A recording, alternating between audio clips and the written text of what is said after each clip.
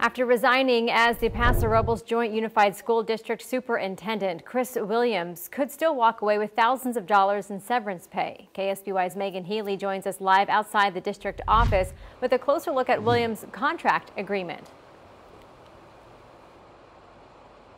Well, Karina, I have that contract right here in my hands, and it's the one that the Board of Trustees approved back in August. And after looking at it, it does say that Chris Williams could get a cash settlement for leaving early. The amount would be about a year's pay, and some critics say he doesn't deserve it.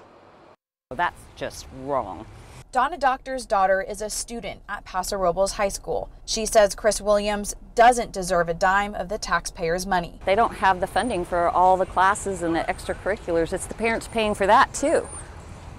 So we get to pay double. According to Williams' contract, the maximum cash settlement the superintendent can get is equal to a month's salary multiplied by the number of months left in the term, or up to 12 months. His base salary is about $215,000 a year, which means the early termination payout could be close to $250,000. I thought it was ridiculous when I first heard about it. The contract goes on to say that the formula is considered as a pay cap and not to be used as the target amount. President of the board, Joel Peterson, says board members are working details out with attorneys. He says they are still finalizing an amount, if there is one. Yeah, we came to a legal settlement agreement with Chris Williams, and they followed our legal obligations and our collective bargaining requirements. He says the board will have to make budget cuts starting with management to offset the deficit and might have to resort to layoffs next year. But the good news, he says, is that Julian Crocker will step in as interim superintendent.